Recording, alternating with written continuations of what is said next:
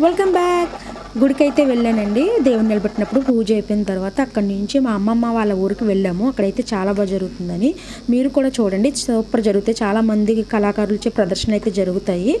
ఒకసారి మీరు కూడా చూడండి. అంతేనండి. బాయ్ అండి.